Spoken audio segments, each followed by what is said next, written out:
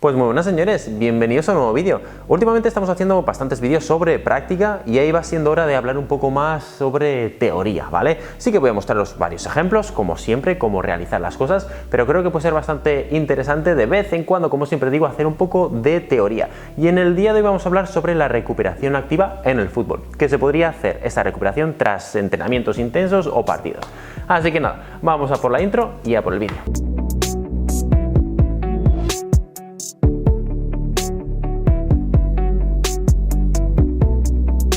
Hemos visto como en los últimos años el fútbol ha evolucionado muchísimo, es mucho más físico, mucho más intenso, e incluso los jugadores tienen más partidos por temporada que hace 10, 15 o 20 años. Al final también incluso vemos en los GPS que los jugadores de hace 5 años corrían o hoy en día corren más que los partidos de hace 5 años. Por lo tanto, este tipo de recuperación activa es algo que se ha vuelto de vital importancia para llevar para cualquier entrenador como también preparador físico, pero sobre todo llevar incluso una planificación de recuperación, ¿vale? Es algo que muchas veces simplemente planificamos la temporada, planificamos la semana, planificamos las sesiones y nos olvidamos de la recuperación, cuando debería estar integrado también en las sesiones, y es lo que hacemos aquí en las sesiones de entrenamiento. Al final, un jugador que tenga menos probabilidades de lesionarse, pues lógicamente va a rendir más, va a evolucionar mucho mejor en su rendimiento, pero también un jugador que se recupera más rápido o mucho mejor, al día siguiente va a poder trabajar con mayor intensidad y al final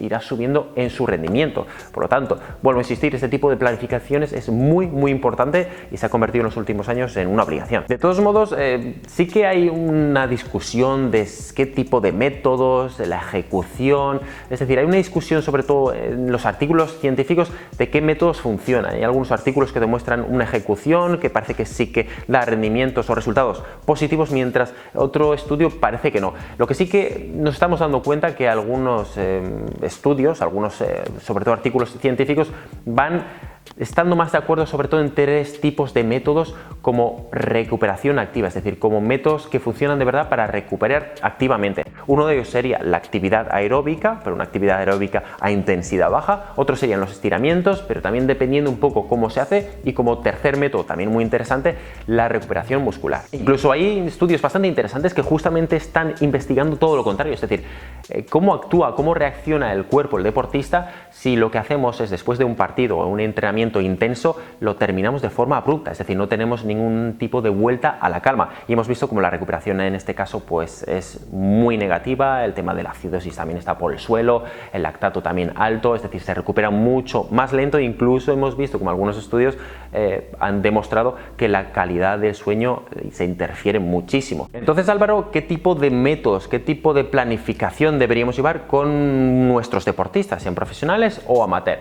En este vídeo, ya que no tenemos mucho tiempo, pero no quiero alargarlo como siempre demasiado, voy a dar, digamos, los temas o los métodos sin explicarlos, ¿vale? Es decir, voy a hablar sobre los métodos que se utilizan hoy en día, no solo que utilizo yo, sino que se utilizan en el deporte profesional, en el fútbol profesional, y en el futuro, si os parece interesante, pues podemos analizar cada uno de estos métodos o alguno de estos métodos que os parece más interesante y hacer un vídeo al respecto. De todos modos, como siempre os digo, pasaros por la página de Patreon, ¿vale? Porque ahí voy subiendo infogramas, voy subiendo también resúmenes de estudios, datos míos, experiencia. Ahí sí que, digamos que este tipo de consultas, de preguntas que me hacéis en el vídeo, en los vídeos, incluso en redes sociales, que son muchísimas y no puedo tratarlas porque son muy específicas y muy personales, en Patreon las tratamos. Entonces, bueno, voy a hablaros un poco de la metodología, ¿vale? Y hablando un poco de los temas o digamos de los métodos que yo utilizo sin entrar en detalle, ¿vale? Yo lo que suelo hacer una vez termina ese entrenamiento intenso o ese partido, les doy diferentes métodos, ¿vale? Diferentes líneas a seguir para que no se repitan y no hagan siempre lo mismo todos los días. Empezamos, como hemos dicho, con el método activo.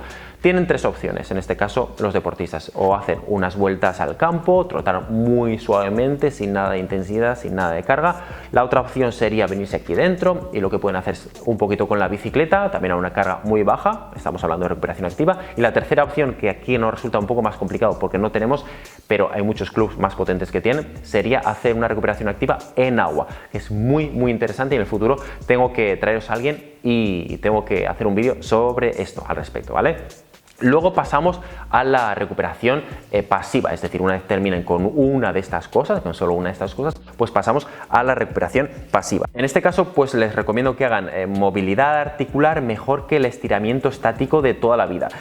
Siempre se ha dicho que debería integrarse el estiramiento como parte de la recuperación después del entrenamiento, pero no es un método que en los últimos años se ha defendido mucho en los estudios. Y en esta segunda parte, pues tienen diferentes opciones. Una es la relajación muscular, que es un método muy interesante y que debe siempre realizarse como actividad final. En muchos casos tiene un beneficio más mental que físico, más por experiencia os lo digo. Pero aunque aún son necesarios más estudios, parece que tiene efectos positivos en esta recuperación general. El siguiente método sería el rodillo miofascial, de liberación miofascial. También mejora la movilidad preentreno, pero nunca se debe realizar antes de la competición. Es algo que hablaremos en el futuro, ya que baja el reflejo miotático. El siguiente, ejercicios isométricos, una vez más de baja carga e intensidad. Otra cosa que estamos utilizando mucho en el club después de esa recuperación activa como recuperación más pasiva es la vibración mecánica a 15 y 20 hercios. El siguiente punto, masajes, aunque también hay que tener en cuenta que nunca deberíamos hacerlo antes del entreno ni 2 días antes de la competición.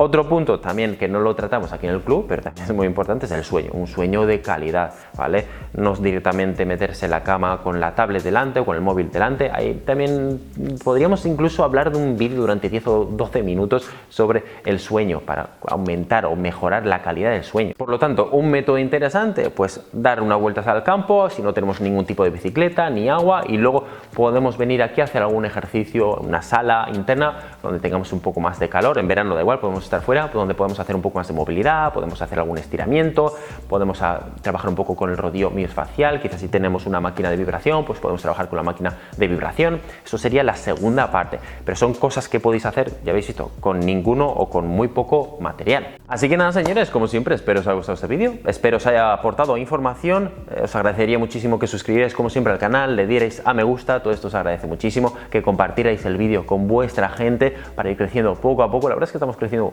bastante rápido, no me lo esperaba, pero bueno, os agradezco todos esos suscriptores, todos esos nuevos suscriptores, suscripciones, me gustan y visitas que tenemos. Gracias a eso yo me animo más a subir vídeos. De todos modos, para aquellos que quieran más información, infogramas, como hemos comentado, estudios, datos, experiencias mías, incluso tener acceso en el futuro a esos directos que vamos a hacer, pues que se pasen por la página de Patreon, ya que somos bastante activos, vamos subiendo en torno a 2 o 3 artículos y vídeos por semana.